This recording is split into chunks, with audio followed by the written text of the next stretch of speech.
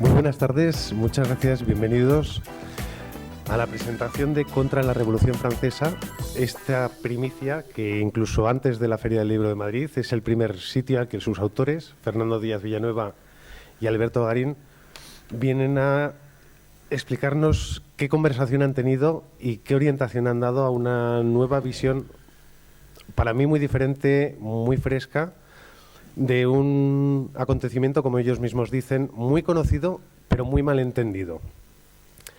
Fernando es historiador de formación, periodista de profesión, divulgador de pasión y perroflautólogo de alma. Sigue siendo su obra magna, la perroflautología. Alberto es historiador de formación, doctor en arquitectura,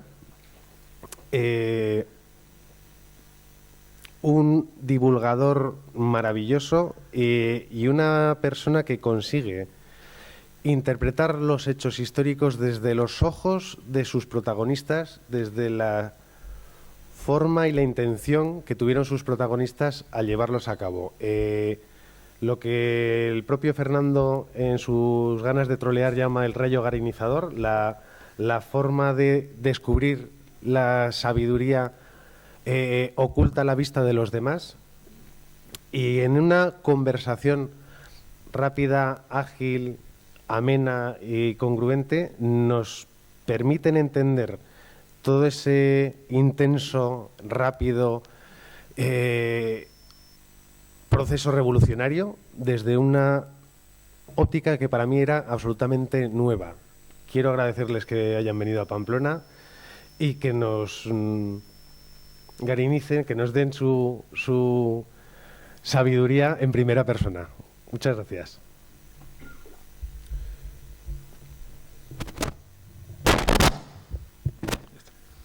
Como ya ha dicho Simón, esta presentación es la primera que se hace contra la Revolución Francesa, un libro que salió hace solo una semana, estamos a día 30, esto fue el día 22, y bueno, para nosotros es un orgullo venir a Pamplona a presentarlo por dos razones. La primera, porque nos gusta mucho esta ciudad, yo siempre que he venido a Pamplona me han tratado mejor que bien, y la segunda, porque está cerca de Francia y el libro tiene que ver, es una de las capitales de provincias españolas más cercanas a la frontera francesa, está más cerca que Huesca y no sabría yo si está más cerca que Gerona, desde luego no que San Sebastián, que está realmente pegada, y esto ya pues le daba un aliciente. Fue todo gracias a Simón, que me lo comentó, me dijo, bueno, ¿por qué no organizas una presentación? Y dije, adelante. No pensé nunca que iba a ser antes de la Feria del Libro, teniendo en cuenta que el libro salió el día 22 con la idea de que se presentase en Madrid en la Feria del Libro, que empieza pues este mismo viernes, es decir, mañana.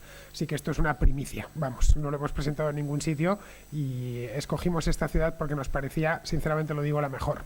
Bien, si escuchasteis el programa, o mejor dicho, los programas que hicimos hace 2 años y medio sobre la Revolución Francesa, Alberto y yo en la contrahistoria, este libro resultará familiar.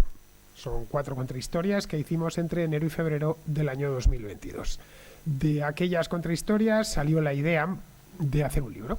Era una idea como nacen los libros, una idea general que la comentas un día mientras comes y la cosa se queda ahí. ¿Y si esto lo convertimos en un libro? ¿Y si nos lo ponemos de tal manera que entre los dos sacamos algo parecido a un diálogo? Bien. Pocos meses después de hacer esas contrahistorias, sacamos un libro sobre la Reforma Protestante, ya dialogado. Es un libro que está publicado por la editorial Almuzara, por su sello Secotia, y era una prueba. Alberto y yo no sabíamos bien qué tal iba a salir aquello, tampoco perdíamos nada, la editorial se mostró partidaria de publicarlo, era un libro sencillito, de tema histórico, por supuesto, aunque con trasfondo religioso. La Reforma Protestante nos interesaba y nos sigue interesando, pero tanto a Alberto como a mí nos interesaba mucho más la Revolución Francesa. Así que el año pasado decidimos ya sobre esa primera experiencia de la Reforma que no fue, que es como se titula este libro, hacer la Revolución Francesa. No sabíamos ni siquiera cómo íbamos a titularlo. El título, de hecho, es lo último que le pusimos cuando el libro estaba ya completamente transcrito. Estaba yo en Inglaterra, que me fui allí a transcribirlo, Y un día por teléfono se lo dije, oye, ¿qué te parece, Alberto, si le llamamos Contra la Revolución Francesa? Esto fue en diciembre del año pasado. Me dijo, pues me parece bien.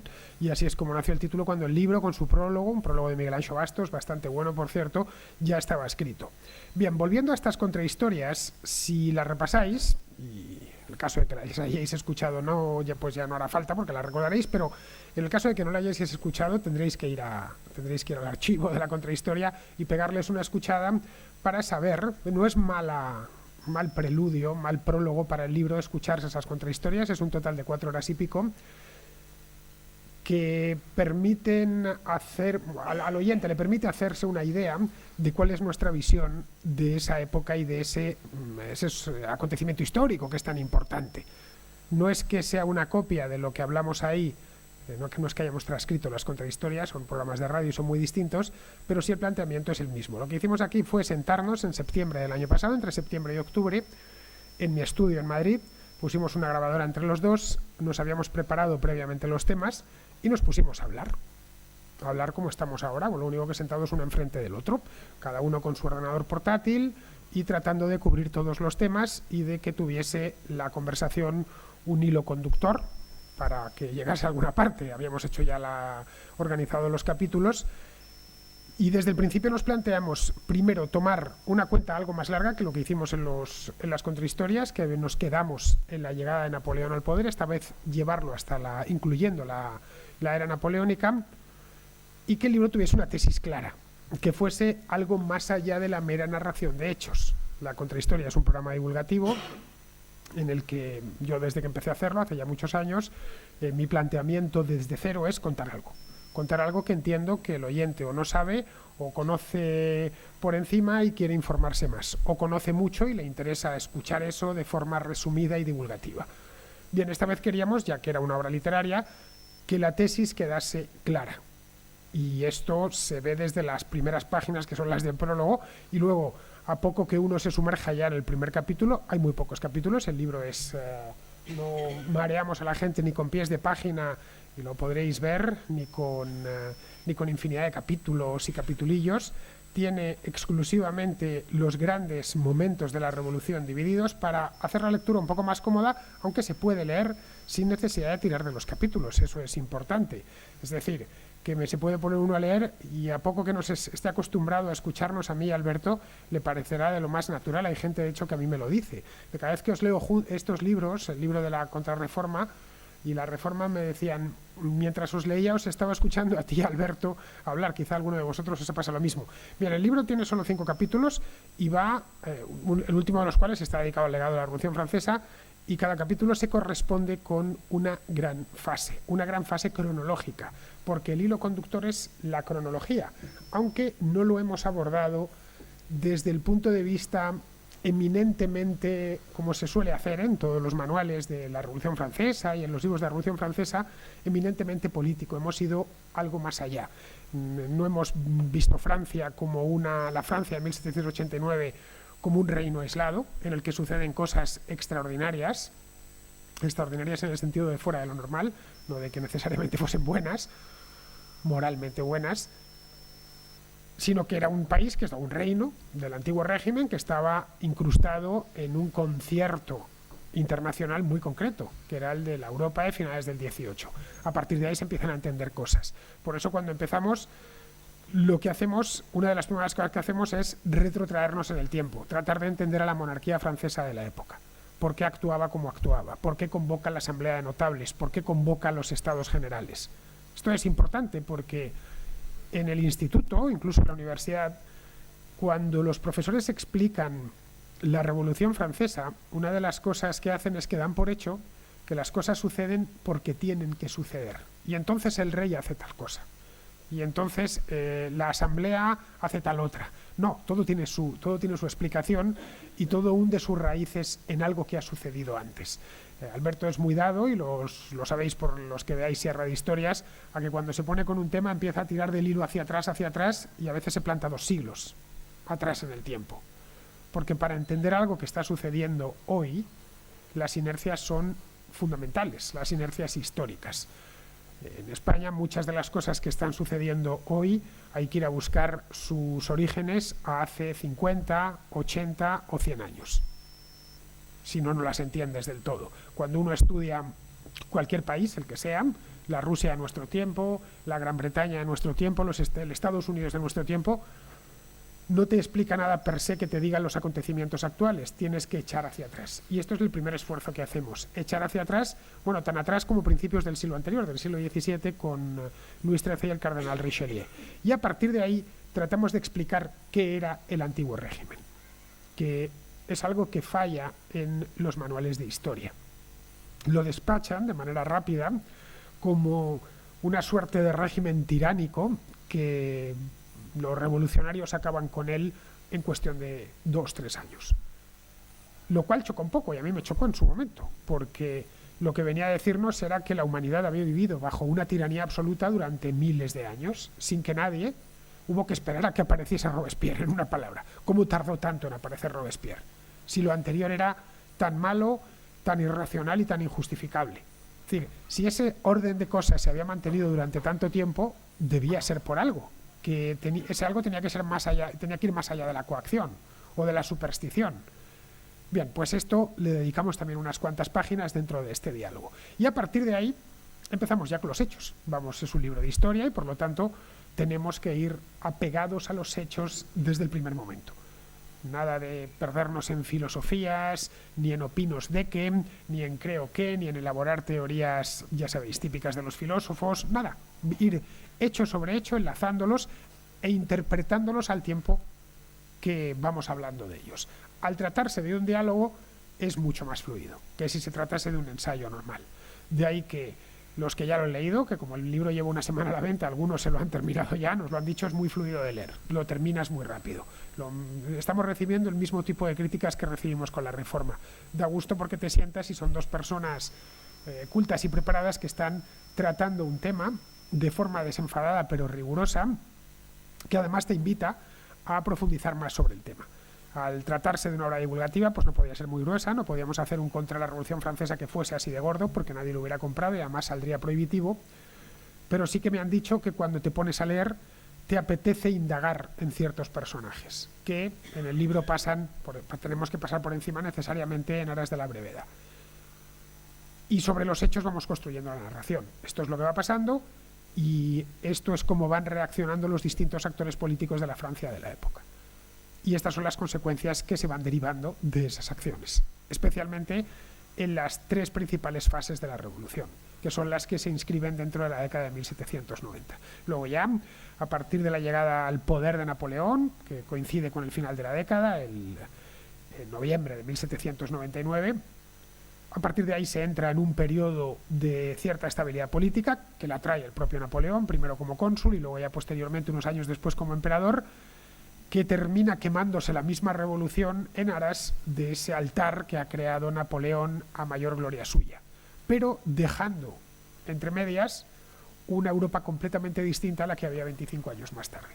Una de las reflexiones que hacemos al final es que el trono que se encuentra Luis XVIII, hermano de Luis XVI, un tipo que ha salido de París nada más empezar los disturbios en 1789, bueno, él salió un poquito después, su hermano Carlos fue el que salió nada más tomar la Bastilla, pero no mucho después, es decir, que había salido al principio. Cuando vuelve a su país, entra en París y lo que se encuentra es que tiene más poderes de los que su hermano no hubiese siquiera imaginado, y esos poderes se los debe a Napoleón, pero no tanto a Napoleón como a la Revolución Francesa, porque a esos años revolucionarios.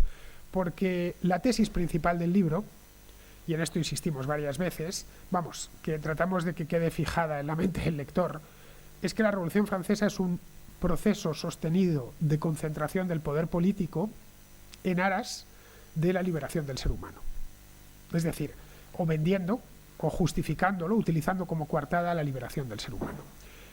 Porque además va pensado para el ser humano. La Revolución Francesa no es, o los revolucionarios franceses no buscan una solución para la Francia de 1790.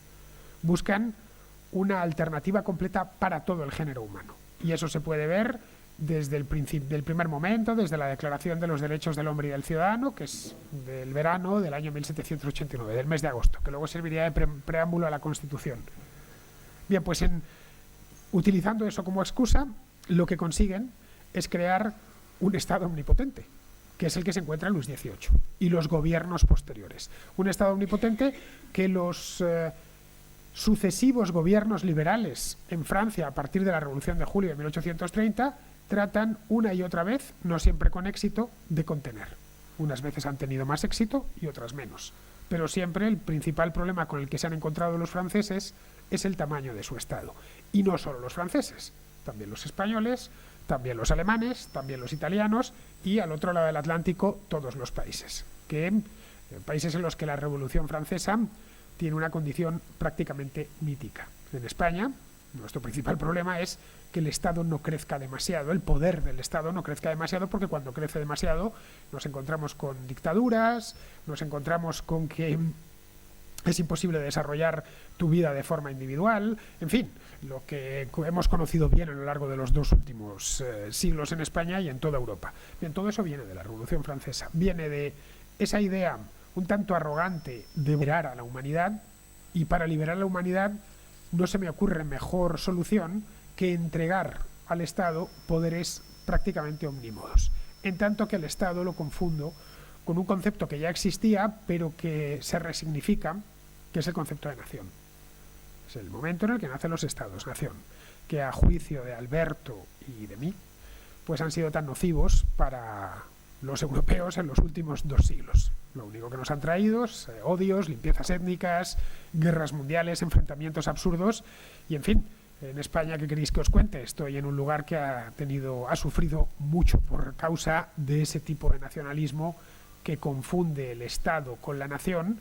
Ha sufrido mucho en el último medio siglo. Bien, pues esta era nuestra idea, nos sentamos, hicimos estas conversaciones, luego yo me encargué de transcribirlo, le pedimos a Bastos un prólogo. Bastos, ya sabíamos, Miguel Anxo Bastos es un profesor de la Universidad de Santiago de Compostela, sabíamos cuál era su visión de la Revolución Francesa. Bastos no es historiador, es politólogo, es una persona que se ha leído, a poco que le conozcáis, no ya personalmente, solo por algunos vídeos de YouTube, ha leído todo lo posible. Es decir, si Bastos no lo ha leído, es que no existe. O si Bastos no conoce el título del libro, es que el libro no existe. Y conocíamos su posición porque a Miguel Anxo le conocemos hace ya muchos años. Alberto se encargó de hacerle la petición, respondió afirmativamente y nos hizo el prólogo. Y luego lo pusimos ya en circulación para ver qué editorial lo sacaba. Y al final fue HarperCollins. Así que, en líneas generales, y lo que mi intención es que leáis el libro, obviamente, no quiero contároslo entero, pero en líneas generales es eso. Esa era nuestra idea y dependerá del lector. Si lo hemos conseguido, no lo hemos conseguido. No es, y esto es importante remarcarlo, un libro contra la Revolución Francesa, a pesar del título. El contra lo pusimos por 2 razones. Una, por razones comerciales, siempre queda mejor en un título de contra, y después porque en cierta medida es mi nombre de marca. Yo tengo más que contras, entonces pues quedaba bien. No tenía más función que esa. Habría otros títulos que le hubieran encajado mejor, pero no hubieran sido tan comerciales, hubieran ocupado más espacio en portada. Y los libros, a fin de cuentas, se tienen que vender, porque si no se venden no se escriben, y si no se escriben no hay manera de leerlos. Es decir, que no es un libro político dirigido a demoler la Revolución Francesa en clave presentista, como sí se ha hecho en alguna ocasión. Hay algunos autores reaccionarios de los siglos XIX y XX que han escrito libros contra la Revolución Francesa haciendo una enmienda a la totalidad. Lo nuestro no es el caso. Estamos hablando de algo que sucedió hace 235 años, que es mucho tiempo. No, evidentemente no es que no queramos, es que nos parece absurdo pensar en volver a ese mundo anterior a la Revolución Francesa, porque son muchas cosas las que han cambiado y que no tendría sentido, vamos, con una palabra. Estoy en Navarra y es posible que alguno diga, bueno, entonces, en cierta medida esto podría caer dentro del ámbito del carlismo. No, tampoco, en absoluto. Ni Alberto ni yo tenemos nada de carlistas, en todo caso de liberales, que sería, desde el punto de vista decimonónico, lo contrario de carlista, pero sí tratamos de entender, al contrario de lo que hicieron los liberales del 19, en entender el mundo de ayer y saber por qué existía y cómo, desmontando ese mundo, se cometieron todo tipo de atrocidades y se dejó depositada la semilla para que se cometiesen otras mucho mayores ya durante el siglo XX. Es decir, que tiene su aparato crítico, pero no es ni mucho menos una enmienda a la Revolución Francesa, es un hecho histórico, es decir, no ni queremos ni podemos cambiarlo, no es lo que es, las cosas sucedieron como sucedieron, y la labor del historiador, yo no soy historiador, soy periodista, Alberto sí que lo es, la labor del historiador es entender lo que pasó y transmitirlo. Y para entender lo que pasó requieres erudición, a Alberto le sobra la erudición, requiere sentido común, que no es muy habitual, por desgracia, entre los historiadores, requiere mirar las cosas con cierta distancia, y os garantizo que miramos a todos los personajes con distancia, ni amor ni rechazo. Me consta que hay gente que dice, no, Robespierre era un cretino. Un hombre que vivió hace 200 y pico años, es absurdo traérselo al presente. Y lo mismo podemos decir del Marqués de Lafayette, de Mirabeau o de Georges Ducos, cualquiera de los que participaron en todo esto, o el propio Napoleón Bonaparte. Son personajes históricos y como tal hay que mirarlos, aunque evidentemente lo que hicieron tuvo influencia en los años siguientes y ha tenido influencia en nuestro mundo. Y eso sí tienes que tratar de explicar algunos de los problemas de nuestro mundo, y Alberto y yo somos firmes partidarios que uno de los principales problemas de nuestro mundo es el nacionalismo. Bien, ese nacionalismo nace en la Revolución Francesa y hasta encontramos el punto en el que nace, que es en la misma Constitución del año 1791. Esto lo puede encontrar cualquiera, no tiene más que descargarse el PDF de la Constitución e ir al principio y ver que lo depositan todo en la nación. Es la base de toda legitimidad. Bien, a partir de ahí, esa idea tan dañina, tan tóxica, de que en nombre de la nación construida desde arriba, porque es el poderoso el que decide quién está dentro y quién está fuera de la nación, el que define la nación, a partir de ahí cualquier cosa ha estado justificada. Y esto, de nuevo, no es una opinión nuestra, es un hecho, o son muchos hechos que se han ido acumulando a lo largo de los últimos 200 y pico años. Así que bueno, espero que si los que lo hayáis leído, pues ahora cuando terminemos, porque ya sé que ha llegado a mucha gente a su casa, pues estaremos encantados de que nos digáis qué os ha parecido. Y los que no lo hayáis leído, está mal que yo lo diga, el autor, pero os invito a que lo leáis. Hemos puesto todo nuestro esfuerzo en que sea sencillo.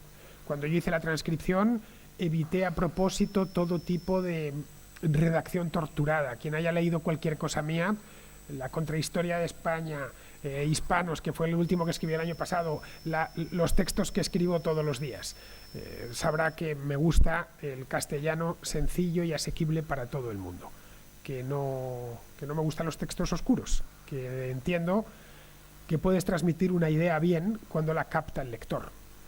Es decir, la complicación no te puede darte cierta satisfacción como escritor, pero no consigue el objetivo del escritor, que es transmitir ideas o emociones y transmitirlas de manera eficaz, y para eso tienes que hablar el mismo idioma de la persona que te lee. Nada más. Evitar las palabras rebuscadas, evitar las construcciones torturadas, sí que es de agradable lectura, podríamos decir. Así que nada, espero que os guste. Voy a pasar el micrófono ahora a Alberto, pues como ha dicho Simón, para que os lance el rayo garinizador. Espero que estéis preparados, porque lo ha estado cargando, ¿eh? Es como Mazinger Z, has estado cargándolo. Bueno, algo que me gustaría explicaros es por qué es un libro dialogado. Fue una de las críticas que me hizo Bastos cuando le entregué el texto. Podría deciros, muchos conoceréis a Miguel Anxo Bastos, que Miguel Anxo Bastos es un hombre tremendamente generoso, de ahí que nos hiciera el prólogo, buen amigo de Fernando, buen amigo mío, otra razón para haceros un prólogo, algo de vanidad intelectual por su parte, querer aportar en este debate que queremos actualizar sobre la Revolución Francesa, también otra razón para hacer el prólogo, pero es que además es uno de mis profesores y le pago el salario, entonces claro, tenía una obligación para hacer el prólogo. ¿Por qué un libro dialogado? Que es lo que me preguntó Miguel Anxo Bastos. Porque la forma que hemos tenido, Fernando y yo, de trabajar desde que nos conocemos, nos conocimos hace 9 años cuando Fernando vino a trabajar a Guatemala. Los que conozcáis algo de sus vicisitudes, sabéis que entre los muchísimos defectos que tiene, que son camiones, es terriblemente friolero, y el despacho que le pusieron en la universidad en Guatemala era un despacho muy frío, de modo que yo me apiadé de él, triste día aquel, y le permití que compartiera el despacho conmigo. Pues desde aquel día empezamos a preguntarnos sobre la historia. Los dos habíamos estudiado historia y empezamos a hacernos muchas preguntas. Preguntas que a veces las hacía yo y encontraba la respuesta, a veces las hacía él y encontraba la respuesta, o preguntas que no teníamos respuestas inmediatas y tratábamos de buscarlas. Eso es lo que hemos hecho elaborando este libro. Nos hemos vuelto a hacer un montón de preguntas. Preguntas que además estoy seguro que todos los que estáis en la sala os habéis hecho alguna vez. Preguntas del tipo, ¿qué ocurrió realmente ese 14 de julio para que los parisinos decidieran tomar la Bastilla? ¿Qué es lo que les motivó? ¿Estaban conscientes de que iban a poner en marcha un proceso revolucionario que iba a cambiar el mundo? ¿O sencillamente entraron a la Bastilla porque allí habían robado las armas en los inválidos y les faltaba la pólvora que estaba en la Bastilla? ¿Tomaron la Bastilla porque estaba lleno de prisioneros políticos que querían liberar, aunque sabemos que lo que había era un adúltero, un ladrón de poca monta y 2 estafadores? Eran 4, no había más. ¿Por qué tomaron la Bastilla? ¿Por qué hemos decidido que ese acontecimiento en particular, que es un grupo de revoltosos parisinos que reclaman pan porque ha habido carestías de alimentación y como no escuchan sus exigencias, quieren hacer una reclamación un poco más violenta con armas y la pólvora está en la Bastilla? Bien, entonces, ¿por qué ese acontecimiento que es tan fácil de explicar? Hay gentes que lo están pasando mal, se han puesto brutos, han tomado las armas, roban la pólvora. ¿Por qué ese acontecimiento se ha convertido en el imaginario de la historia de Francia y en nuestro imaginario en el origen de toda una revolución?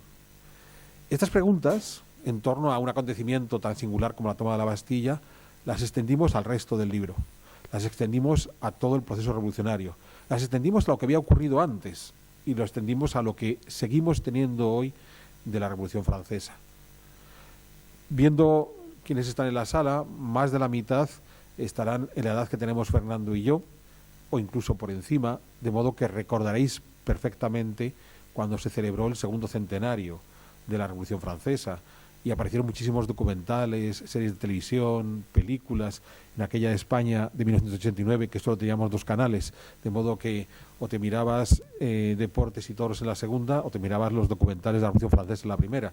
Así que todos los que vivíamos en esa España del 89, antes o después nos tragamos esos documentales. Esa forma que tenían tan simpática, tan agradable contar la revolución, porque el pueblo salía y el ejército los tenía que detener, pero el ejército se abrazaba al pueblo y los nobles, que eran los más elegantes de la película, también se abrazaban al pueblo y todos juntos le pedían al rey que cambiara y el rey, que era un poco terco, no se dejaba y se mereció que le cortaran la cabeza. Sé que estoy haciendo spoilers, pero estoy seguro que todos sabíais que le cortaron la cabeza.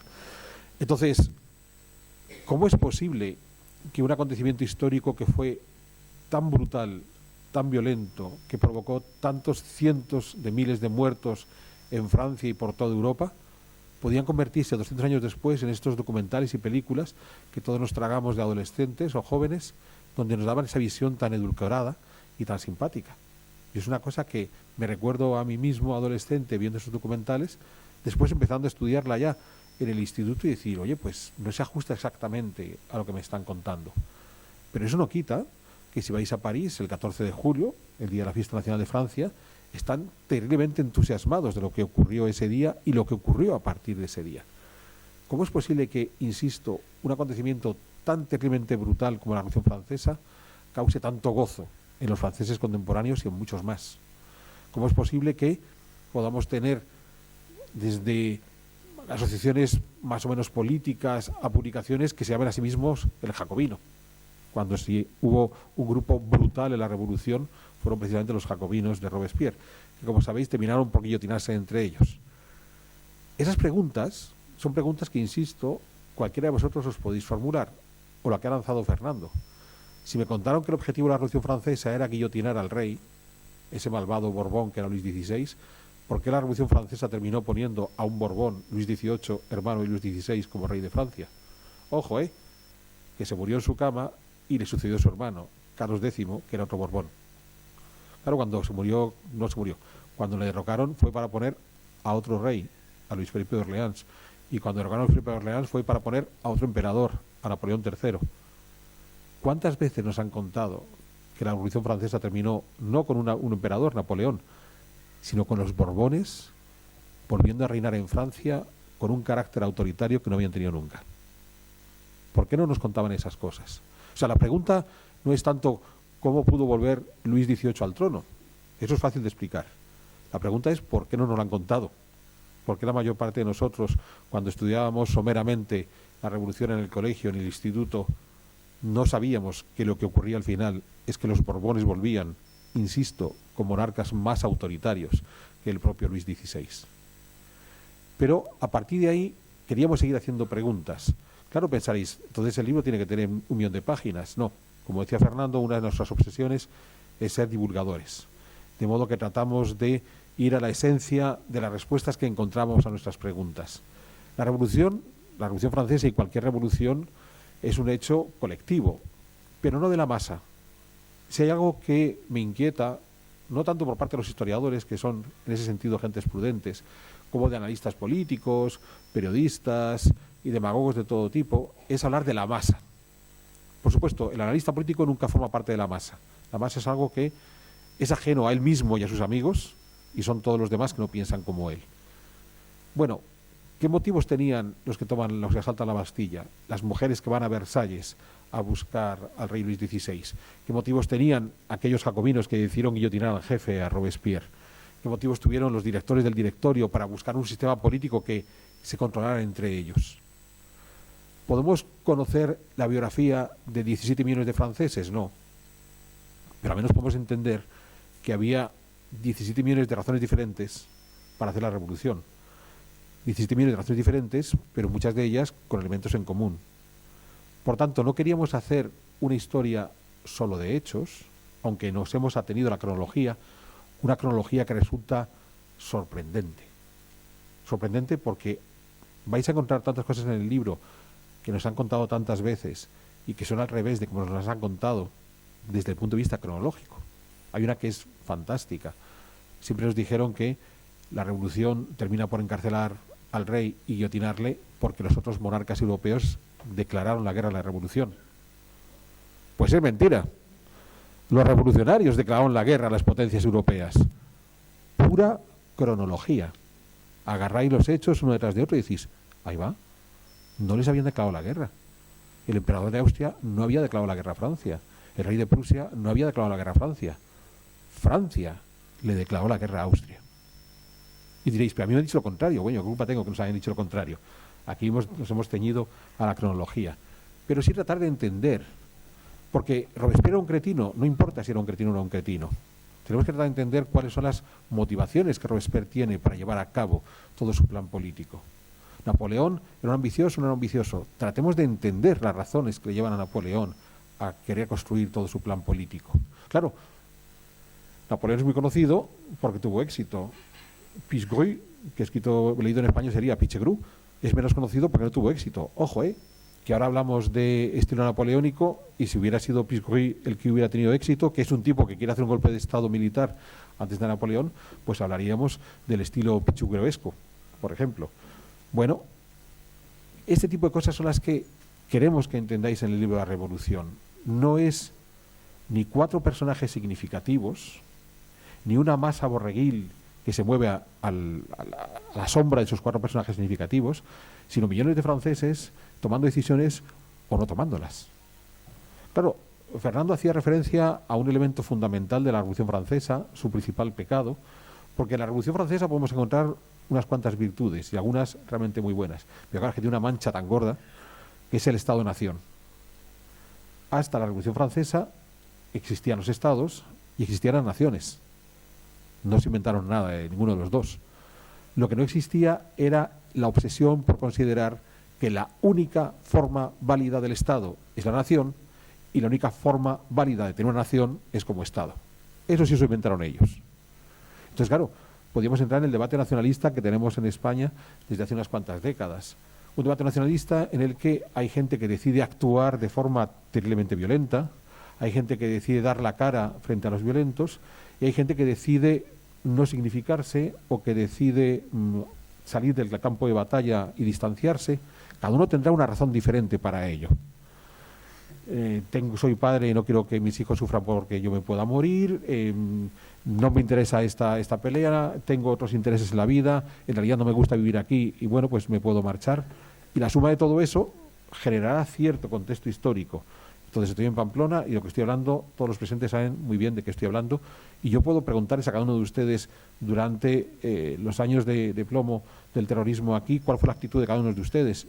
Y posiblemente, si son 100 en la sala, hay 100 actitudes diferentes, con elementos en común. Yo, como historiador, no puedo considerar que ustedes son una masa de 100 borregos. Yo tengo que pensar que ustedes son 100 personas con voluntad propia, que en muchos casos van a tener elementos en común que explican por qué ocurre lo que ocurre. De gente que se enfrenta a gente que decide no enfrentarse, de gente que puede ser comprensible a gente que no quiere comprender. Eso es lo que hacemos los historiadores y eso es lo que hemos querido mostrar en el libro La Revolución Francesa. O sea, nos hemos querido meter en la piel de los millones de franceses que hicieron la revolución y de esa manera poder contaros cómo funciona la revolución. No es un libro de ciencia política, no es un tratado ideológico, no es, como decía Fernando, desmontar la revolución y destruirla porque nos caen mal los revolucionarios franceses. No queremos volver al antiguo régimen, queremos explicar qué es lo que sucedió. Y a partir de esa explicación, cuando vosotros lo leáis, podéis empezar a eliminar todo aquello que se ha añadido a la Revolución Francesa, dejando de ser un acontecimiento histórico que provocó otra serie de acontecimientos históricos para convertirse en un mito. ¿La Revolución Francesa es el comienzo de las sociedades libres? No, ya había sociedades libres antes. Y ha habido sociedades que han querido imitar la Revolución Francesa y que han sido terriblemente tiránicas.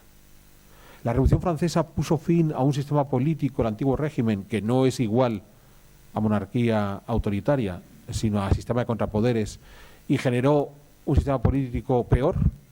No necesariamente.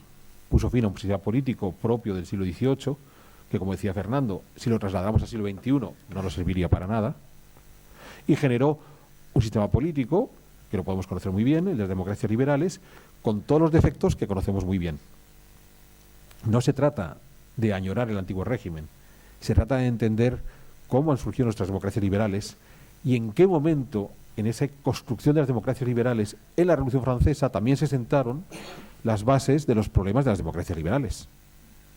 Es muy curioso, justo hoy, que el Congreso de Diputados ha aprobado la amnistía y que, por tanto, de alguna manera, el Poder Legislativo, presionado o convencido por el Poder Ejecutivo, puede estar retorciendo el brazo al Poder Judicial, aquella famosa división de poderes de Montesquieu que en principio la Revolución Francesa puso sobre la mesa. Pues lo que estamos viendo hoy en España lo vais a encontrar en las páginas de este libro. El día que la Convención de 1793, que era el gobierno de Francia, el Poder Ejecutivo, asumió la condición de ser el legislador, el que hacía las leyes, y el juez. Entonces, recordad que muchos de los guillotinados eran juzgados directamente en los comités de salud pública, integrados por los legisladores que formaban parte del Ejecutivo. Algo así como si nuestro actual presidente del Gobierno y su Consejo de Ministros fueran al mismo tiempo los únicos diputados que hacen leyes, los que tienen que ejecutarlas y los jueces que te van a juzgar. El germen de ese problema de que se puedan superponer los teóricos poderes divididos no es una cosa de 2024, está en la Revolución. Y lo que nos permite la Revolución Francesa es entender cómo se puede llegar a un supuesto modelo teórico interesantísimo estropearse. Pero incluso hemos hecho un capítulo amplio a la última parte de la Revolución, el directorio, que es el que por lo general menos se estudia, porque ellos mismos se dieron cuenta de que habían metido la pata. Habían desmontado un sistema de contrapoderes. Una vez más, el antiguo régimen es un concepto forjado por un francés, Tocqueville, que analizando cómo era Francia antes de la Revolución, se da cuenta que es un país, como otros muchos, donde el poder no está centralizado en un monarca. No es que Luis XIV se levanta por la mañana en el Gran Levé y ordena algo y se cumple por todas partes. Eso ocurre hoy cuando la agencia tributaria nos envía un SMS a todos. En ese momento todos obedientemente, sea lo que nos pide, decimos que sí. ¿Vale? Entonces es curioso porque cualquier inspector de Hacienda tiene mucho más poder en la España de 2024 que Luis XIV a finales del siglo XVII en Francia. El antiguo régimen es un sistema de contrapoderes. Hay mucha gente que tiene parcelas de poder. El rey tiene mucha, los nobles tienen otra parte, el estamento eclesiástico tiene otra, los gremios tienen poder, las universidades tienen poder, los ayuntamientos tienen poder, y muchas veces pelean entre ellos, y muchas veces rivalizan, y muchas veces compiten, y todo eso es lo que la Revolución Francesa eliminó para generar solo tres. Claro, parece que es más lógico esto del judicial, ejecutivo y legislativo. Y lo que el directorio dijo es, joder, es que cuando en lugar de ser 3 eran 30, era más difícil que uno cooptara a los otros 29. Claro, el directorio estableció un sistema complejísimo para evitar eso. Problema, se peleaban entre ellos queriendo ver quién controlaba y Napoleón les robó el mandado. Bueno, seguimos entendiendo qué sucedió en la Revolución Francesa para que podamos entender lo que tenemos nosotros hoy y no creamos que hay soluciones mágicas, que solo se trata de decir, bueno, pues si yo aplico este manual, estas cosas tan de estos políticos emergidos de las facultades de ciencias políticas que tienen el recetario maravilloso, que solo con aplicarlo todo va a ser fantástico. Estas tonterías de que yo hago una nueva constitución y sabéis que en el mundo hispanoamericano fabricamos constituciones como rosquillas y porque ya está puesto negro sobre blanco todos los problemas están resueltos. Estas tonterías de vamos a crear, qué sé yo, derechos para los perros y con eso ya nadie va a maltratar a su perro.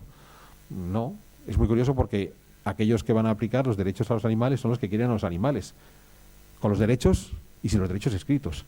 Y el que quiere maltratar a su chucho ya buscará el camino para maltratarlo, con los derechos escritos y los derechos escritos. Pues este tipo de soluciones también son de la revolución.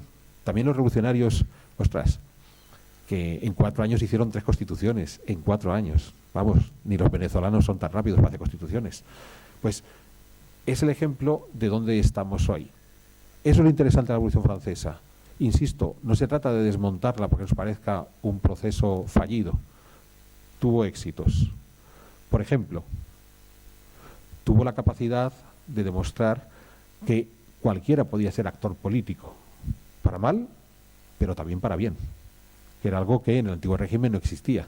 En todos esos contrapoderes del antiguo régimen, los actores políticos eran muy limitados. La Revolución Francesa dijo, hay muchos más que pueden ser actores políticos. Cualquiera de los que estamos en esta sala nos podríamos presentar a alcalde. Yo de Pamplona no, porque conozco muy mal la ciudad, sería un pésimo alcalde, pero seguro que muchos de los que están en esta sala podrían ser buenísimos alcaldes de Pamplona. Podéis ser actores políticos. La Revolución Francesa nos explicó que eso se podía hacer.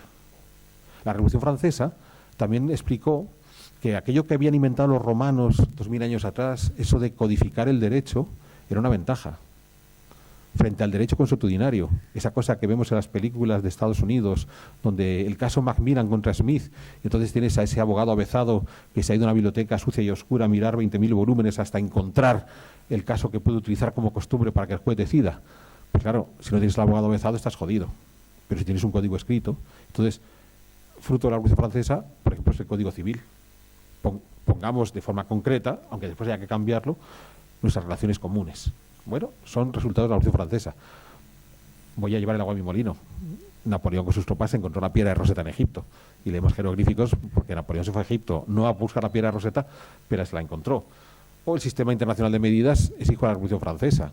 Miguel Ancho Bastos se queja porque dice que antes, cuando medíamos con varas y arrobas y pies y pulgadas, era más natural y demás. Sí, pero porque Miguel Ancho está en su aldea gallega, yo en mi pueblo segoviano, y ahí con arrobas nos movemos muy bien. En mi pueblo, porque si yo voy a comprar una arroba de melones al pueblo de La Par, me engañan siempre. La arroba de Otero siempre es más pequeña que la de Vegas de Matute. O será porque saben que soy de Vegas de Matute y Celeste le puedo engañar.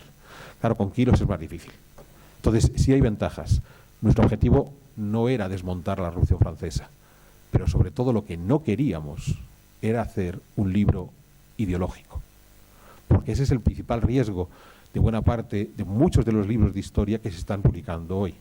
No son libros de divulgación, son libros ideológicos. Quiero venderte mi ideología. Voy a hacer presentismo en el pasado. Voy a forzar todos los elementos para que tú digas, claro, es que si siempre ha sido así, pues tengo que comprar tu ideología. Eso no es lo que buscábamos. Lo que pretendíamos es, vamos a hacernos muchas preguntas sobre la revolución y vamos a ofreceros respuestas. ¿Qué os toca hacer ahora a vosotros? Os leéis el libro, veis nuestras preguntas, veis nuestras respuestas, las analizáis y a partir de ahí os hacéis muchísimas más preguntas y os invitamos a que os lancéis a la búsqueda de muchísimas más respuestas. De modo que, lo siento, esto no es el libro que os va a explicar la Revolución Francesa. Este es el libro que va a torturar vuestras mentes para que a partir de ahí os pongáis vosotros mismos a buscar otras muchas explicaciones de qué fue la Revolución Francesa y cuáles fueron los derivados de esa Revolución Francesa. Las preguntas... Esto sí, las preguntas pueden empezar ya mismo, ¿eh? Nos las podéis hacer aprovechando que estamos aquí. Así que por turno, yo sé que la gente del norte es vergonzosa de primeras, que luego ya nos pasó el año pasado cuando hicimos que anduvimos por España presentando Hispanos y la historia irreverente del arte, y de Madrid para arriba costaba que levantasen la mano, pero una vez la había levantado uno, venían todos los demás. No es cierto, ¿eh? No me puedo creer. Está mintiendo Fernando. Acuérdate en Segovia. Por eso, en Segovia no levantaron la mano. O sea, por más que les pedimos y les suplicamos que levantaran la mano, los segovianos solamente nos miraban. Y se miraban entre ¿de acuerdo? ellos. Y ya está. Pues ahí se levanta una mano tímidamente. A ver. Se levanta muy tímidamente porque soy muy tímido. Me gustaría empezar primero dándoos las gracias por torturarnos las mentes. Yo es algo que disfruto. Soy un entusiasta autoescucha, contraescucha, perdón. Y mi pregunta es, ¿nadie se dio cuenta en ese momento de que les estaban poniendo una losa de 200 toneladas en la chepa? Es decir, si con el antiguo régimen había un sistema de contrapoderes en los que nadie tenía un poder absoluto que mandase y todo el mundo tuviese que obedecer, nadie se dio cuenta de que estaban evolucionando hacia un sistema en el que había una persona que ordenaba, todos mandaban, y se revolucionase o se revolviese contra eso. No voy a pedir una encuesta de opinión entre vosotros levantando la mano. No sé si sois antinucleares o pronucleares. Pero cuando en el 2100 la energía nuclear sea la principal energía que abastezca el mundo, dirán, oye, ¿sabéis que en 2024 la mitad de la humanidad no quería energía nuclear? Y serán los que... Habrá un muchacho como tú que levantará la mano y dirá, y en 2024 porque la mitad de la humanidad no quería la energía nuclear. ¿Vale? Pero hay una más divertida.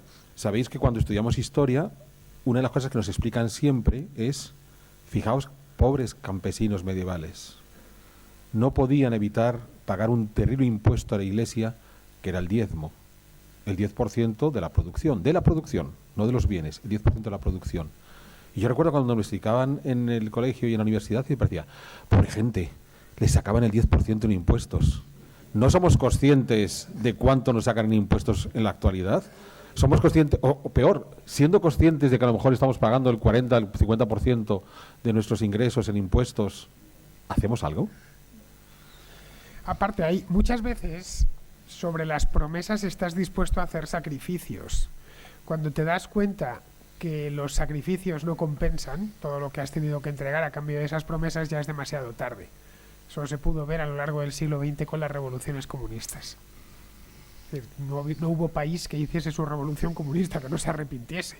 Pero en su momento tenían muchos partidarios, claro, porque la promesa puede. Pensad que lo que viene es el paraíso, poco menos. ¿Qué es lo que tienes que dar a cambio? Trabajar gratis, entregar, qué sé yo, tu libertad personal, pero a cambio vas a vivir en el paraíso. En el fondo, así no se entiende las revoluciones comunistas del siglo XX. Bueno, pues en la Revolución Francesa ni siquiera se llegó a eso, porque no se les pidió tanto, como se pudo pedir, por ejemplo, a los cubanos en los años 60, o a los rusos en los años 20, o a los europeos del este después de la Guerra Mundial. Y aquellas ideas tenían un apoyo mayoritario entre la población, vamos. Por lo tanto, ¿por qué no iba a ser así en la Revolución Francesa? Les parecía que, a fin de cuentas, ten en cuenta que cuando se opera políticamente se opera siempre a corto plazo. Es decir, lo que ellos veían en 1789 era que, por un lado, tenían hambre, porque se habían encadenado varias malas cosechas, estaban indignados por el estilo de vida de la corte, que era muy suntuoso. Tened en cuenta también otra cosa, se habla de Revolución Francesa, pero podríamos hablar de Revolución Parisina. Francia es un país extraordinariamente centralizado, y ya lo era en 1789, mucho más que España. Prácticamente todos los acontecimientos de la Revolución Francesa, salvo contadas excepciones, tienen lugar en París. Le pedimos a nuestro amigo Javier Rubio de Academia Play que nos incluyese un mapa con los lugares donde sucedieron las principales. Está aquí, nada más empezar, y es prácticamente todo. Si fuera Revolución Francesa tendríamos que haber incluido el mapa de Francia, pero no hizo falta, porque quitando la guerra de la Bandera y poquito más, y las guerras que tuvo la revolución contra austriacos, británicos, españoles, etcétera, el resto ocurrió todo en París. Bien, los parisinos están ofendidos, están ofuscados, ven, contamos el caso del collar de María Antonieta, a María Antonieta la odian, la llaman la perra, la consideran el odio que tienen por María Antonieta es parecido al que se tiene hoy por cierta esposa de cierto primer ministro, para que nos hagamos una idea. Es decir, y ahí eso nubla la razón, nubla el entendimiento. Bueno, con tal de a estos tipos quitarles el collar, ocuparles la casa, quitarles lo que tienen, estamos dispuestos a cualquier cosa. Cuando empezó la guerra civil, en España estoy hablando, en Madrid se volvió loco durante ese verano.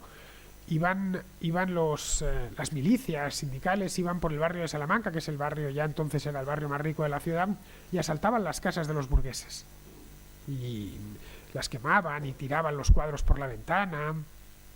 ¿Para qué? Al día siguiente se comían su despensa, al día siguiente, a la vuelta de un mes, Azaña se echaban las manos a la cabeza. Estamos en guerra y estos tipos están quemando la gasolina, están dilapidándolo todo en los meses de julio y agosto. Bueno, la locura del momento, eso es muy aplicable a lo que sucedió sobre todo en 1789, aquel verano, el largo y cálido verano de 1789 en París, que culmina con el asalto a Versalles. No están pensando a largo plazo. Esa gente no está pensando a largo plazo. Es una pescadera parisina, es un artesano, es uno que no tiene trabajo y que anda resolviendo de cualquier manera. Es un comerciante que es víctima de la crisis y, bueno, pues no piensan, estoy sacrificando mis libertades futuras, ni mucho menos. Ya digo, en política siempre se opera a corto plazo, mentalmente, no a largo plazo. Y eso explica que las revoluciones existan y que hay de vez en cuando los pueblos se echen la soga al cuello y se tiren ellos mismos se ahorquen, se tiren por el precipicio, vamos.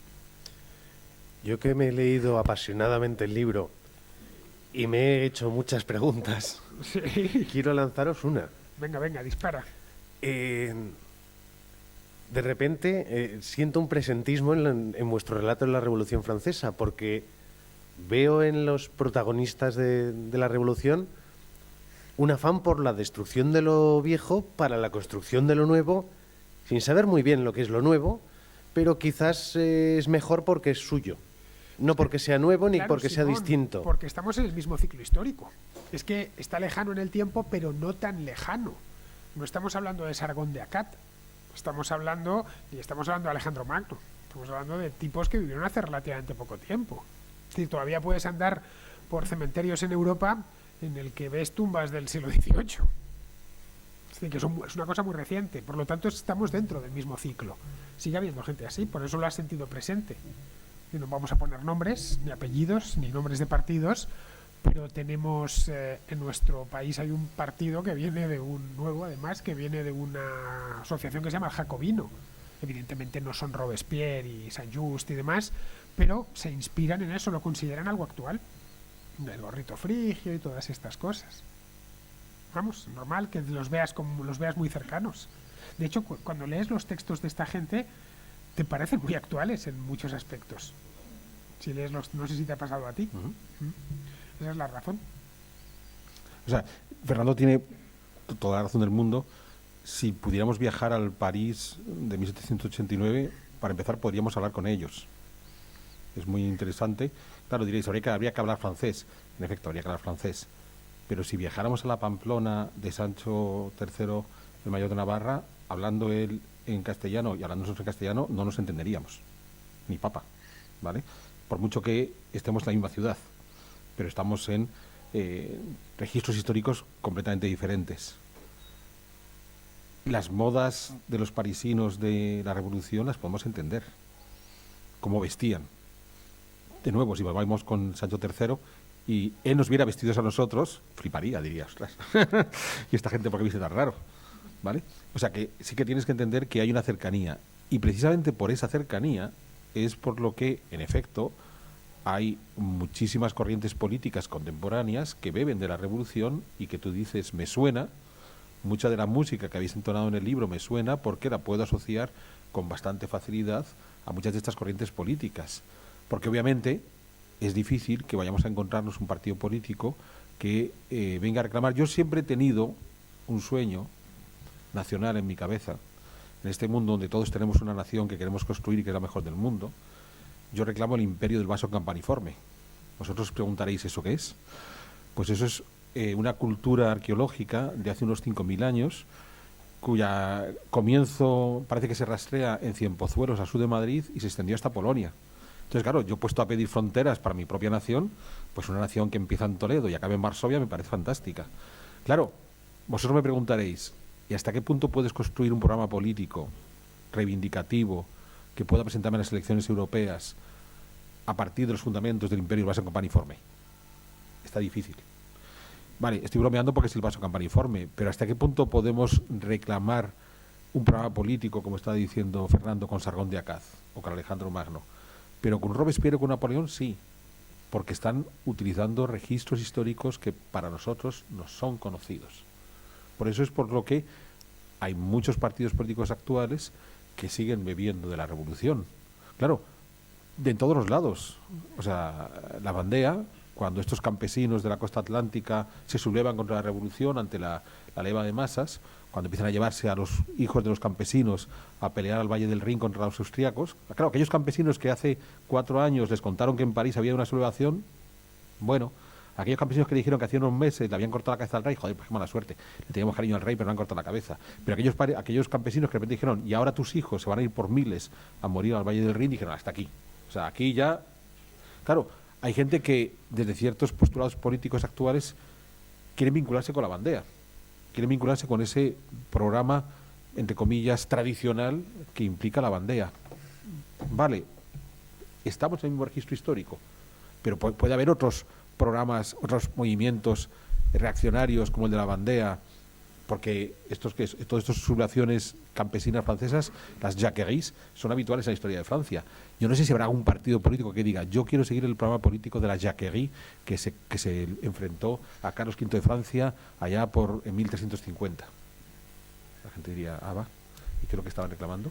Entonces, te va a sonar mucho lo que tienes en el libro, porque en la actualidad la Revolución Francesa sigue siendo, eso Bastos lo explica muy bien siempre en sus clases. Hay 3 grandes acontecimientos políticos que han sido el abrevadero en el que beben los movimientos políticos. La Revolución Francesa te puede servir para los liberales de todos los pelajes hasta los tradicionales de todos los pelajes, la independencia de Estados Unidos para otros liberales de otros pelajes y la Revolución Rusa para todos aquellos que quieran moverse en la esfera de la extrema izquierda. Pero es que los podemos entender. Ojo, si nos sentamos con Robespierre hablando francés, nos dice, bueno, habla como mi abuelo. Nos sentamos con Lenin, hablando en ruso, bueno, habla en francés también Lenin. Y tú dirás, coño, es que Lenin lo entiendo perfectamente. O sea, no es un tipo. No han pasado tanto tiempo. Nosotros vivimos en la creencia constante de que mañana es un día en el que todo ha cambiado. Entonces, hay un grandísimo historiador, que quienes lo conozcan estarán de acuerdo conmigo, que es Brodel, un historiador francés, con un libro maravilloso, El Mediterráneo, que él termina diciendo en su libro, es maravilloso que todos los hombres nos creamos libres sin darnos cuenta que somos esclavos del tiempo. Entonces, el tiempo es un proceso que cambia las cosas muy despacio. Claro, nosotros decimos, no, pero es que ahora tenemos teléfonos móviles y antes llamábamos con aquellos teléfonos y... Vale, pues ahora ya podemos comunicarnos con mi abuela más rápidamente. Pero hay ciertos procesos históricos que necesitan mucho tiempo para que se lleven a cabo. Pongamos un caso muy concreto, lo que está ocurriendo en Gaza en la actualidad. Uno de los principales problemas para resolver el conflicto entre Israel y Palestina es que en gran medida los que lideran a estos países son tipos que están vinculados al propio proceso de creación de estos países, porque Netanyahu ya ha pasado los 70 años, porque Mahmoud Abbas ya ha pasado los 80 años, y tenemos que esperar a que se mueran. Ya está. O sea, hay un problema biológico en el conflicto de Israel y Palestina. Sus líderes son muy viejos y están apegados a sus historias de hace 60 años. Claro, si los que lleguen a continuación no lo arreglan, pues a lo mejor tenemos que esperar otros 40 años a que se mueran los que vengan a continuación. Y por mucho que tengamos internet y podamos ir a la luna y tengamos todo tipo de transportes públicos fantásticos, no, la historia es muy lenta. Somos esclavos del tiempo y tienes que dejar. Entonces, por eso las ideas de la revolución, a pesar de que en muchos casos queremos poner en práctica ideas que en la propia revolución fracasaron, nos empecinamos en creer que aún son viables. O sea, todavía necesitamos equivocarnos otras, 2, 3, 4 millones de veces hasta asumir con el tiempo, porque no hay que hacerlo. De hecho, si te fijas en España, en la España de nuestro tiempo, tenemos, ya lo he dicho, un partido, Izquierda Española se llama, que se nutre de una asociación con un periódico llamado El Jacobino, no sé si lo conocéis. Como referente utilizan el término jacobino y el gorro frigio. Pero es que luego hay un podcast muy exitoso para gente de derechas que se llama La Sacristía de la Vendée, es decir, de la bandea. Son unos sacerdotes que tienen, no sé si es semanal o quincenal o algo así. Yo he escuchado alguna vez algún trozo y es pues una tertulia sacerdotal, pero han tomado lo de la bandea como referente. Están, si te fijas, en los dos extremos del espectro político, se recurre a referentes de esa época, de la década de 1790 en Francia. Así que por eso tiene actualidad, por eso te interpelan de esa manera, porque está muy cerca. Y estamos dentro del mismo ciclo. Más preguntas en la sala, porque si no, Simón se pone a preguntar y preguntar. Sí. Sí, luego tenemos atrás y esta señora aquí. Vale. Bueno, primero muchas gracias por la contrahistoria, nos ameniza mucho los viajes en coche. Y la pregunta que tengo, se me ha ocurrido un poco con la introducción de Fernando. Está claro que después de la Revolución Francesa ha habido muchas revoluciones, pero mi pregunta es si la Revolución Francesa es la primera revolución o antes de ella hubo otras revoluciones. Bueno, el término revolución es que también es muy contemporáneo. Sobre revolución, hablamos de la Revolución Inglesa, la gloriosa, ¿no? del año 1688, que comentamos, por cierto, por encima varias veces en el libro. Tenemos la Revolución Americana, la de la Guerra de Independencia de los Estados Unidos. Es decir, revoluciones políticas, grandes cambios políticos han producido. Ahora bien, el de Francia de 1789 tiene unas derivaciones más serias que la de la Revolución Gloriosa en Inglaterra, que se queda, no que deja de ser una guerra dinástica y una guerra interna entre el Parlamento y el monarca. Es decir, el proceso de concentración del poder real en Inglaterra no termina a pesar de que lo intentan, al rey le terminan cortando la cabeza, a Carlos I, y su hijo lo vuelve a intentar y vuelve a acabar mal la cosa y terminan trayéndose a un rey holandés. Mira, en Inglaterra, en 1688, lo que tenemos, ellos lo llaman Revolución Gloriosa, pero no es equiparable desde el punto de vista social a lo que sucede un siglo más tarde en Francia. Eso sí, los franceses lo toman como referente. Sí, no lo olvidemos, ellos ven que 100 años antes en Francia han puesto límites al rey y les ha ido bien. Lo único que, claro, pasa un siglo y además tienen ya un programa mucho más concienzudo, que es el que ha pasado toda la Ilustración, todos los Rousseau, los Montesquieu, los d'Alembert y compañía. Y luego, respecto a la estadounidense, que es mucho más cercana en el tiempo y que viene dotada de un programa político claro, esto sucede al otro lado del Atlántico, es decir, en el fin del mundo, para el mundo de aquella época, en una colonia inglesa remota y poco poblada. Los Estados Unidos en 1776, las 13 colonias no llegan a 4 millones de habitantes, que son en esencia granjeros que viven en plantaciones. Bueno, esas son más las colonias del sur, pero en el norte granjeros que tienen granjas como en Inglaterra, como en Europa.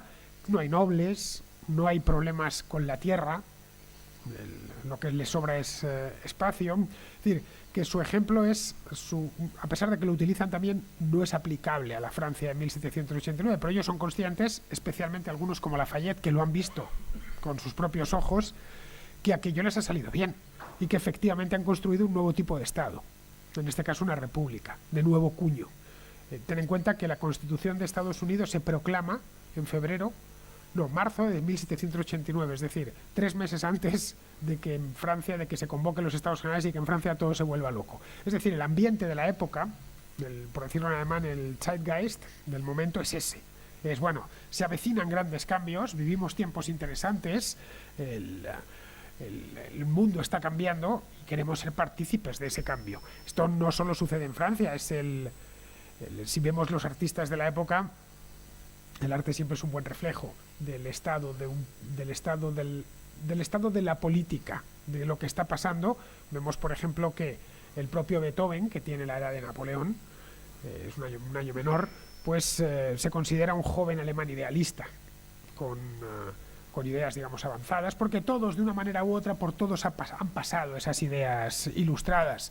Cuando Mozart en 1786 estrena Las bodas de Fígaro en Viena, pues tiene un problema con el emperador, porque afecta directamente a la sociedad estamental, pero se termina estrenando. Las bodas de Fígaro, a pesar de que la obra ha traído 1000 problemas en Francia. Es decir, el ambiente de la época es ese.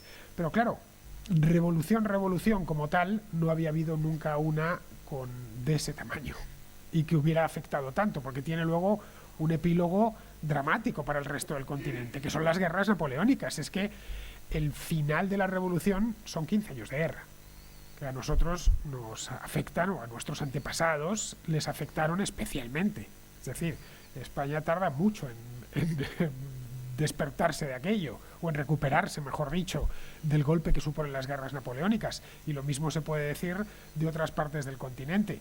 Así que, como la Revolución Francesa, no hay otra en ese aspecto. Así que es un episodio de una importancia capital. Pero hay otro elemento a añadir. Aunque el punto de partida es una revuelta del pan, la toma de la Bastilla, los franceses de 1789 vivían mucho mejor que los franceses un siglo atrás. Esto puede resultar contradictorio, pero ya se ha puesto en marcha la revolución industrial en Inglaterra. Eso ha implicado una serie de mejoras, por ejemplo, en el transporte, lo que supone que es más fácil transportar alimento, aparte de otras muchas cosas. Puedo transportar tejidos y puedo transportar cerámicas, pero puedo transportar alimentos. Lo que supone que esos franceses que en 1789 se quejan de la falta de pan, se quejan porque comían muy bien. Entonces, es posible que un francés 100 años atrás hubiera podido tener 3 o 4 años de malas cosechas como los de la Revolución Francesa y se habrían aguantado. Porque decían, bueno, yo me comía medio mendrugo y como hemos tenido malas cosechas, pues es un cuarto mendrugo. Pero es que lo que les va a pasar a la gente de la Bastilla es que no comían medio mendrugo, comían un pan entero. Y de repente un día se quedaron sin el pan. Entonces, claro, no es lo mismo que tú pases de tener medio mendrugo a un cuarto mendrugo a que tengas la barra entera y te quede el cuarto mendrugo. Entonces, eso lo que va a suponer es que vamos a incorporar un actor a la revolución totalmente sorprendente, que es toda Francia. En este sentido, tenéis que pensar lo que hablamos antes con la bandera, la movilización de los ejércitos. O sea, los revolucionarios movilizaron, es la primera vez que se hacen movilizaciones en masa. Por primera vez en la historia de la humanidad, por el hecho de ser ciudadano de un país, estás obligado a combatir por tu país. Hasta ese momento los ejércitos eran profesionales. Entonces, cuando tú ibas a una guerra, pues la guerra tú ibas a mandar 10, 20.000 tipos y ya está. Y de la noche a la mañana, la República Francesa fue capaz de movilizar a 500.000 de tipos y mandarlos al frente. Claro, esa es la razón de las victorias de la revolución en el campo de batalla. Porque los rivales esperaban una guerra tradicional donde decían, pues van a venir los mercenarios, que a lo mejor los podemos sobornar antes de entrar a combate, o en cualquier caso, pues aquí son 10.000 contra 10.000, y de repente dijeron, hostia, que han puesto 500.000 de hombres frente a nosotros. Entonces, ese salto cualitativo que hace que toda la población se convierta en actor político, ese es el gran cambio. A partir de la Revolución Francesa, todos van a ser así. O sea, ya todo el mundo está incorporado. Pero insisto, por la contradicción de que esos franceses de 1789 tenían unas condiciones de vida mucho mejor que sus antepasados y por tanto tenían razones mayores para quejarse de perder esa calidad de vida. ¿Vale? Bueno, empiezo disculpándome porque es mi primer contacto con vuestros podcasts y con el libro, pero me ronda un tema y es, vosotros habéis trabajado a partir de personajes, entiendo, ¿no? Que van explicando o que hablan de su propia historia, pero claro que son personajes que han vivido en un contexto, en un momento y además con un idioma distinto que es el francés, que incluso, bueno, es un francés, como habéis comentado, que puede ser bastante parecido al de ahora o el de ahora, pero que realmente hay que interpretar y traducir no solamente lingüísticamente, sino culturalmente para que nosotros entendamos esas situaciones. Bueno, la verdad es que yo soy antropólogo y me encanta lo que son las versiones originales, que sería el final de mi pregunta. ¿Qué pasaría si vuestro libro estuviera en francés? O sea, recogido directamente de ese entorno. Ese esfuerzo lo habéis tenido en cuenta, entiendo, y a ver qué os ha supuesto. Ese esfuerzo de transmisión y de interpretación no solo lingüística, sino cultural, para que sepamos de la contrarrevolución desde sus personajes auténticos. Bueno, hay una primera parte de tu pregunta. Es cierto que hay personajes de los que tenemos mayor información y nos pueden, por tanto, ayudar más a entender la revolución, pero esto que te comentaba ahora de la calidad de vida de los franceses no es el personaje, es toda la sociedad francesa. Entonces sí que podemos tener conocimiento de cantidad de carne que se consumía a la semana de forma tradicional en París o cantidad de pan. Entonces damos un salto del personaje Lafayette o el personaje Luis XVI o el personaje Robespierre al conjunto de la sociedad. Y es algo que tratamos de entender en todo momento. Cuando hablamos de la Bandea, por ejemplo, no solamente estamos pensando en los nobles exiliados que desde Londres financian la Bandea, no estamos pensando en los comisarios políticos que son enviados a París para reprimirla. Tratamos de meternos en la cabeza de los bandeanos que decidieron sublevarse. Como decíamos antes, ya no es solo el hecho de que conozcamos qué ocurrió a partir de tal fecha en la sublevación, sino ¿por qué no antes? La pregunta que nos hacíamos con Fernando es: y estos tipos, si supuestamente son ultracatólicos, superreaccionarios, hipermonárquicos, ¿por qué esperan 4 años para ponerse en marcha? Entonces, sí que hicimos ese ejercicio, no de meternos en la cabeza del noble en Londres que les mueve, sino de los campesinos que deciden sublevarse. Entonces sí que permanentemente nos hemos hecho esas preguntas de ¿y el conjunto qué estaba pensando frente a esto? Y luego, y aquí ya es una cuestión personal mía, yo me gradué en Francia, yo estudié en París, hablo francés, e incluso he vivido en escenarios muy singulares de la Revolución Francesa. Vivido, o sea, no es que haya visitado. Yo viví en el castillo de Vincennes, que no lo tiraron como la Bastilla, aunque era prisión real, y sí la asaltaron. Entonces, cuando hicimos la excavación arqueológica de Vincennes, sacamos todas las vajillas de los canónigos que habían sido arrojadas a la letrina por los revolucionarios. Pero bueno, yo viví en el castillo, viví 6 meses en el castillo.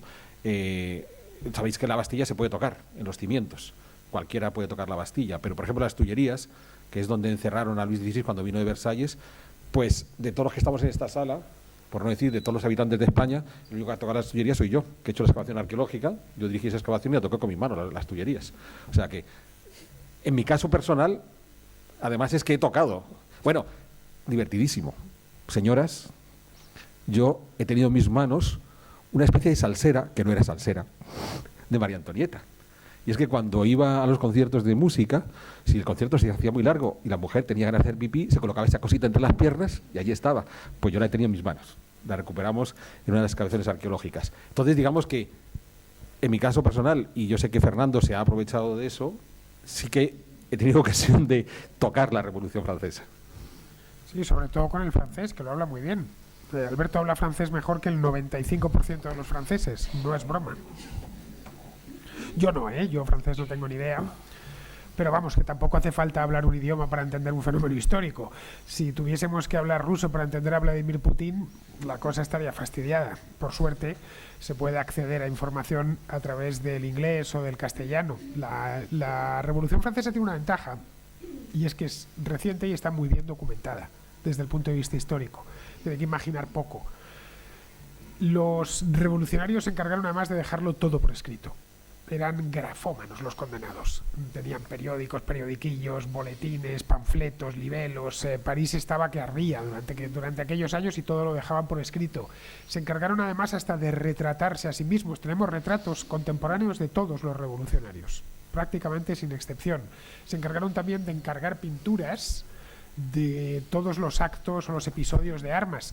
Caray, la revolución termina por alumbrar hasta un estilo pictórico, el de Louis David d'Este, que es una cosa como de pintura neoclásica, neorromana, una cosa que dura unos años, porque ya entra dentro del siglo XIX. Pero aquí hace Alberto una observación en el libro respecto al tema artístico, y es como el estilo arquitectónico predominante en Europa no cambia, a pesar de todo lo que sucede en esos 25 años, de 1789 a 1814, se siguen construyendo los edificios en líneas generales iguales, edificios neoclásicos como el de la catedral de la fachada de la catedral de Pamplona.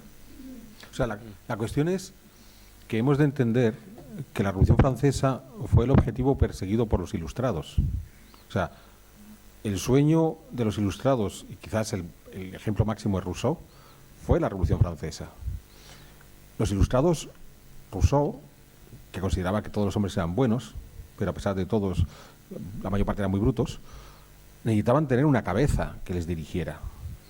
Y el resultado de la Ilustración antes de la Revolución Francesa es el famoso despotismo ilustrado, ¿no? Aquello de todo para el pueblo, pero sin el pueblo. Pero es que el resultado de la Revolución Francesa son los déspotas. O sea, la República termina con la tiranía de Robespierre, la Revolución termina con la dictadura de Napoleón. O sea, Napoleón es un Robespierre aumentado, Robespierre es lo que a Luis XIV le hubiera gustado ser. De modo que no nos tiene que sorprender que la misma arquitectura que hacían los ilustrados se sigue haciendo hasta los tiempos de Carlos X Borbón, porque al final todos se sienten identificados. O sea, consideran que aquello que estaban defendiendo los ilustrados no está tan lejos de lo que ellos quieren. Claro, siempre nos han metido la Ilustración como esa cosa maravillosa, fantástica, increíble, ¿no? Nuestro Carlos III, el de España, no el de Navarra, no el hijo de Carlos el Malo.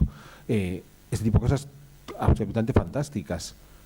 No, o sea, si algo tenían claro los ilustrados en toda su concepción política. O sea, no sé cuántos de vosotros os habéis leído a Rousseau con tranquilidad. O sea, es cierto que es un señor que se murió hace muchos años, pero no canalla. ¿Vale? Entonces, la revolución es Rousseau. O sea, todos los sueños que Rousseau tenía de cómo tenían que organizarse los seres humanos, si hubiera podido vivir en 1800 habría dicho, ostras, qué buenos discípulos tuve. Bueno, de hecho, Rousseau visitó a Hume en Londres y Hume no sabía qué hacer, salió desesperado. Le dijo, bueno, este tipo está loco. De hecho, le expone sus teorías y sus planteamientos políticos y a Hume le parecen completamente disparatados. Pero está bien, hay una Ilustración escocesa, no olvidéis que ha alumbrado sociedades mucho más libres, sin necesidad de guillotinas, que ha modernizado, al menos el mundo anglosajón se modernizó de otra manera, y no se les suele conocer como ilustrados, a pesar de que lo son, todos estos escoceses, y tuvieron contacto con los franceses. De hecho, ninguno de ellos ve la revolución. Voltaire, Diderot, D'Alembert, Montesquieu, todos han muerto cuando se toma la Bastilla. Algunos 20 años antes, otros 10 años antes, pero todos han muerto. Pero realmente lo que ponen en práctica es su programa político. Porque si vienen el día 14 de julio de 1789, esos tipos que van a la Bastilla a tomar ese viejo castillo que estaba ya, que se venía abajo, que iban a, incluso el rey había pensado en demolerlo, la gente que lo toma con la intención de quejarse porque no tiene pan, de conseguir la pólvora que tienen allí almacenada para montar un motín en condiciones, pero hay unos cuantos que tienen bien claro en qué consiste eso. Toda gran manifestación espontánea tiene detrás gente que sabe utilizar esa espontaneidad. Yo no sé si recordáis de esto hace ya, claro, casi 15 años, las famosas acampadas del 15M. Ya, no, esto es un grito espontáneo de los jóvenes españoles que están desempleados y que ven que no tienen expectativas. Estábamos en lo más profundo de la crisis. Yo eso además tuve la ocasión de verlo con mis propios ojos y de vivirlo. Bien, efectivamente, la mayor parte de los jóvenes mostraban así su hartazgo, se manifestaban, no vemos salida de ninguna manera, terminé la carrera hace 2 años y no encuentro un empleo ni buscándolo las 24 horas del día, pero tan pronto como se establecieron esas acampadas, empezó a haber operadores políticos que supieron darle forma a aquello y conducirlo de una manera concreta. 2 años más tarde o 3 años más tarde empezaron a aparecer ya formaciones políticas que, digamos, dijeron ellos al menos dar forma a lo que pedían en el 15 de las manifestaciones del 15 de mayo y las acampadas del 15 de mayo. Realmente en esas acampadas se decía un poco de todo, era básicamente un grito de desesperación. Pero ese grito de desesperación se puede articular políticamente, que es lo que hicieron estos ilustrados. Ellos te lo tenían clarísimo. Y aun con todas, cada revolucionario tenía su propio programa.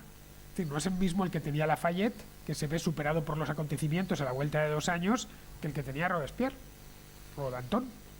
Es que son muy distintos. O esos que resisten hasta el final, tipo Ducos, tipo Sieyès, que hacen todas las Talleyrand, que hacen todas el ciclo completo revolucionario y consiguen salir bien librados. Los supervivientes natos, que van apostando siempre por el caballo ganador. Es decir, la Revolución Francesa está llena de ese tipo de personajes que, bueno, nos parecen tan actuales que nos sorprende, que muchas veces es imposible no ver personajes de nuestro tiempo en los grandes revolucionarios. no vamos a ponerles nombres, pero creo que todos hemos conocido a radicales, aprovechados, profesionales de la protesta, gente que sale a la calle, ve que hay una y dice, de esto me voy a aprovechar yo y voy a ponerlo a jugar a favor de mis intereses. Todo esto ya se ve en la Revolución Francesa, es como un gran laboratorio. París se convierte, de hecho, durante esos años en un gran laboratorio, el gran laboratorio político del mundo contemporáneo. No es muy distinto, esos motines que van poniendo en marcha acontecimientos no son muy distintos a las manifestaciones de nuestra época, las famosas movilizaciones. Hoy, cuando se quiere hacer la vida imposible a un gobierno, ¿qué se hace? Va a haber movilizaciones. En esencia era lo que había en la Revolución Francesa. Lo único que el gobierno, en este caso la Asamblea, iba respondiendo a esas movilizaciones hasta que deja de hacerlo, que es ya con el directorio, que dicen esto se ha acabado. Y que todo es tan actual que a veces llama la atención cuando uno se sumerge en ella, evidentemente. Bien, había otra pregunta atrás. Sí. Buenas tardes, don Alberto. Buenas tardes, don Alberto. Usted mencionó que la codificación de la ley civil en la Revolución Francesa fue un éxito de la misma. Y lo comparamos con el caso de los abogados estadounidenses que tienen que buscar en la jurisprudencia para ganar casos y así lograr establecer cierta correlación con su caso. Yo quería preguntarle si usted considera que la ley civil es superior a la ley común de tradición anglosajona, porque puede ser por mi juventud, pero yo no estoy tan de acuerdo con eso. O sea, no es cuestión de que sea superior, es cuestión de que es más vieja. Entonces, la ley de las 12 tablas, que es el principio del derecho romano, es el resultado de siglos y siglos de tradición de derecho común romano. O sea, la ley de las 12 tablas no es que un día se levantaron los legisladores romanos allá en el siglo VI y decidieron, el siglo V, vamos a escribir la ley de las 12 tablas. Es que después de acumular varios siglos de derecho consuetudinario, encontraron que era mucho más razonable si quedaba por escrito en un documento que fuera accesible al mundo entero, porque eso permitía que la justicia fuera más justa, ya que todos iban a jugar con las mismas condiciones. Entonces, claro, hemos de pensar que en el mundo anglosajón el derecho consuetudinario es algo que ha sido formulado a partir de la llegada de los anglosajones precisamente al solar del Imperio Romano, es decir, en las invasiones del siglo V. Por tanto, si tenemos el debate entre derecho consuetudinario y derecho romano, es porque estos poderes anglosajones, los actuales, no los de hace un montón de siglos, van 1000 años por detrás de los romanos. Ya está. Yo bromeo mucho, pero tampoco es que sea broma. En cierta medida es cierto de que estas gentes de Europa del Norte y sus hermanos del otro lado del Atlántico, pues son todavía un poco salvajes. Entonces no os preocupéis, cuando estos anglosajones tengan 1000 años más de historia, descubrirán que tienen que formular su derecho consuetudinario, como tenemos el derecho romano, como ya lo hicieron los romanos. Insisto, los romanos no se inventaron el derecho romano de un día para otro. Decidieron codificar el derecho consuetudinario propio de ese mundo de la península italiana después de siglos y siglos de tener derecho consuetudinario. Entonces, ¿es una ventaja? Sí, porque es el mismo código escrito para todos aquellos que se rigen por ese código. Entonces, claro, Napoleón fue consciente en ese momento que había que reactualizar los códigos escritos porque entendió la virtud del derecho romano y decir, claro, si todos compartimos el mismo código de leyes, todos jugamos con las mismas reglas. Y no aquel que tenga la ventaja de tener al abogado Pilas de la serie de televisión que encuentra el documento que nadie encuentra, tiene una ventaja superior. Esa es la razón. Pero ya digo, el derecho romano no tenemos que olvidar nunca que es el fruto de siglos y siglos de derecho consuetudinario. Hola. Yo el libro no lo he leído, lo he adquirido hace un rato, pero estoy deseando leerlo.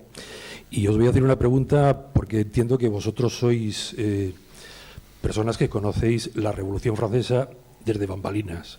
O sea, conocéis la historia que fue, no la que nos han contado. Entonces mi pregunta es la siguiente. En aquel momento la revolución arrancó porque, bueno, pues había una especie de necesidad por parte de la sociedad. En este caso el detonante fue que faltaba pan. Le dijeron comer pasteles y ese fue el detonante, ¿no?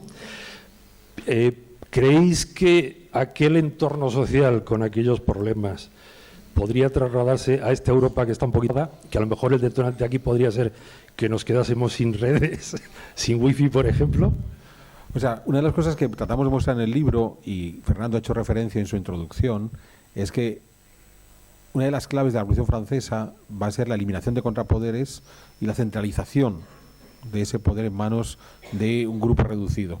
Eso no es un proceso que naciera el 14 de julio de 1789, ni es un proceso que naciera en la revuelta de los notales 2 años atrás. Es un proceso que podemos hacer remontar a comienzos del 17 en un programa político de Richelieu. Entonces, lo que sucede es que estos procesos históricos no son tan inmediatos como tenemos la sensación de que va a ocurrir.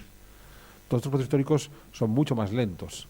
Entonces, la Revolución Francesa culmina un proceso de centralización de la autoridad en un grupo muy restringido del Estado después de 2 siglos, no después de 5 años de revolución. O sea, es un proceso que se acelera en esos 5 años, pero después de haber estado elaborando ese interés por la centralización y la eliminación de contrapoderes desde hacía 2 siglos. Claro, ¿lo podemos trasladar aquí? Pues no lo sé, porque yo soy historiador. Entonces, tú dime que te estudie qué ocurrió hace 100 años y me muevo con soltura. Pídeme que te estudie qué está ocurriendo ahí hoy y posiblemente me equivocaré, como nos equivocamos todos. O sea, hay una pregunta que la respuesta sería interesantísimo que ahora tomáramos todos un papel y pusiéramos la respuesta y lo viéramos que ocurre dentro de 50 años. ¿Cuál va a ser el país que va a dominar la economía mundial dentro de 50 años? ¿China? ¿Estados Unidos? ¿La Unión Europea? ¿La India? ¿Nigeria? ¿Botswana?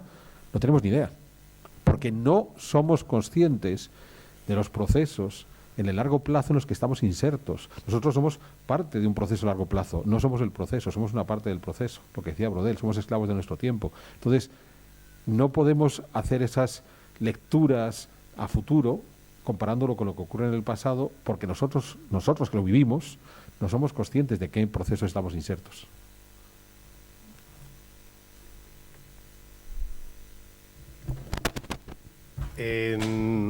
Agradezco enormemente las preguntas y sobre todo las respuestas maravillosas que hemos escuchado, pero creo que estamos ya justitos de tiempo en la sala.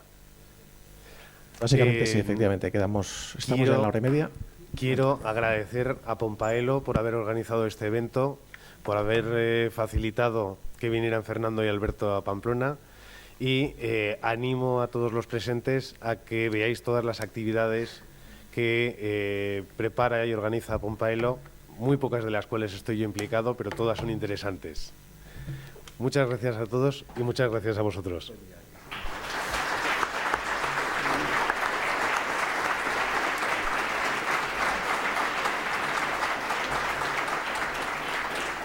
Quienes tengan el libro en la mano o quieran adquirirlo pueden aprovechar a pedirles firma a los autores. Sí, claro. A ver, nos ponemos aquí a firmar. Muy buenas.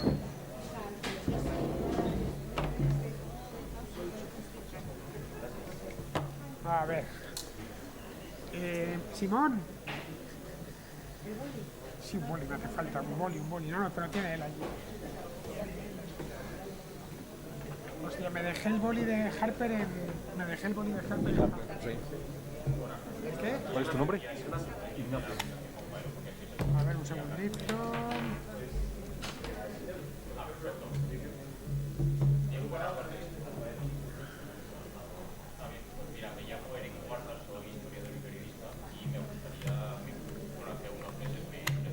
Vamos a ver. ¿Cómo te llamas? Mariluz. Bueno, estás aquí en plena lectura.